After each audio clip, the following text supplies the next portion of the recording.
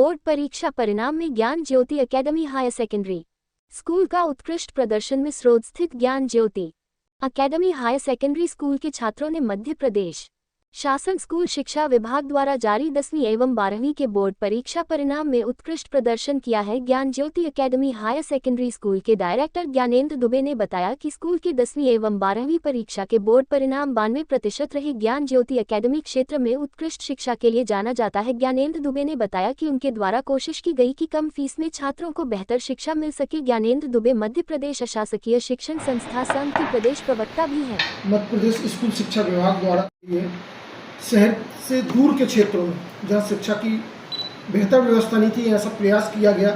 ज्ञान ज्योति academy higher secondary school के द्वारा डायरेक्टर ज्ञानेंद्र दुबे जी सर, जो अभी 10वीं और 12वीं के बोर्ड परीक्षा परिणाम आए हैं, इसमें ज्ञान ज्योति एकेडमी की परफॉर्मेंस में हम जानेंगे। एक्चुअल में क्या है, ज्ञान ज्योति एकेडमी स्कूल में बच्चों ने बहुत अच्छा रिजल्ट हासिल किया है।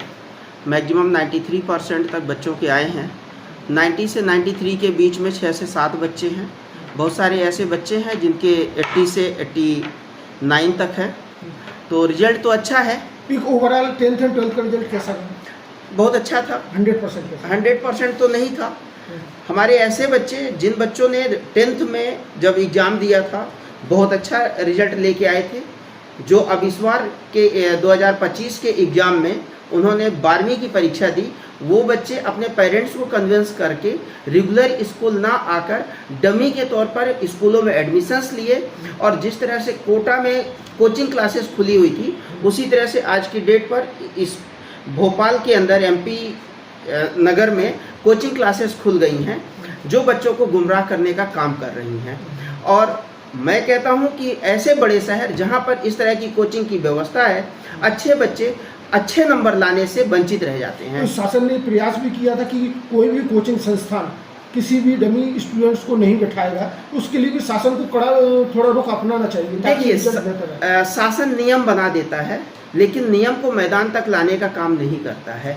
यदि MP बोर्ड में बहुत सारे बच्चे सुबह से और शाम तक कोचिंग क्लासेस में जाते हैं, तो यदि शासन, चूँकि हम भोपाल में बैठे हुए हैं और भोपाल के किसी भी कोचिंग क्लास में जाके वो देखता कि यदि 7 बजे से कोचिंग क्लास चल रही है और 3 बजे तक चल रही है और 3 बजे के बाद भोपाल के अंदर कोई भी स्कूल संचालित नहीं है, तो क्या उनको समझ में नहीं आ रहा कि ये बच्चे कहीं ना कहीं तो डमी के रूप में होंगे? तो जो बाकी शिक्षण संस्थान है, जैसा कि आपने बताया कि बेहतर प्रयास करने के बाद भी जो रिजल्ट सफल हुआ, उसमें बहुत बड़ा कारण कोचिंग क्लासेस का रहा है। चूँकि आप मध्य प्रदेश अशासकीय शिक्षण संस्था संघ के प्रदेश प्रवक्ता भी है, तो बाकी शिक्षण संस्थानों से भी क्या अपील करेंगे? मैं आपको बतला दूं, किसी भी संस्था का प्रवक्ता होने के नाते तो नहीं, लेकिन एक स्कूल का संचालक और अभिभावक होने के नाते सभी अभिभावकों से मैं अनुरोध करूंगा कि जिनके बच्चे बहुत अच्छे हैं, बहुत अच्छा रिजल्ट दे सकते हैं, जिन स्कूलों में वो पढ़ रहे हों, उनको डमी के तौर पर नहीं, रेगुलर स्कूल भेजें, कोचिंग पे डिपेंड ना करें।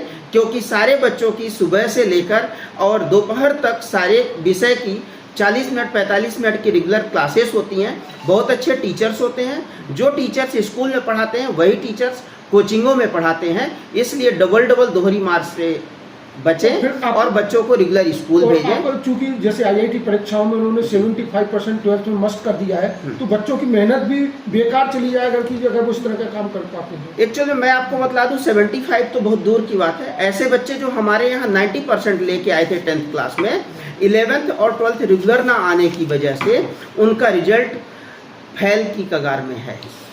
उनका तो बहुत दूर की बात है। आप चाहें तो बहुत सारे ऐसे बच्चे जिनके मैं नाम बतला सकता हूं कि जो फेल हुए हैं, और पेरेंट्स से आप पूछेंगे, पेरेंट्स भी बतलाएंगे कि केवल कोचिंग क्लास की वजह से इस तरह का रिजल्ट रहा। उम्मीद करें कि अभिभावक भी इस बात पर ध्यान दें कि बच्चे एक रेगुलर क्लास अटेंड करें, और जो बेसिक एजुकेशन होती है, जो कोचिंग का फाउंडेशन होता है, आगे इंजीनियरिंग क्लास वगैरह नीट के लिए, तो उसके लिए जरूरी भी है कि आप एक रेगुलर क्लास लें। देखिए, नीट की बात करें या IIT की बात करें, ये सारा कोर्स 11वीं और 12वीं का जो सब्जेक्ट होता है उसी से आता है। बच्चा स्कूल में पढ़े या कोचिंग में जहाँ भी व्यवस्थित पढ़ाई करेगा, ऑटोमेटिक उसका नीट और जो IIT होगा ये क्लियर होगा। 10वीं में कितने बच्चे बैठे थे? 10वीं में हमारे यहाँ 52 के करीब थे। 52 जी।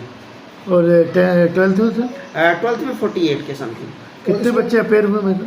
इसमें से 2 से 3 बच्चे ऐसे हैं जो 10th में हैं, यस, और ये 12th में लगभग 3 से 4 बच्चे हैं।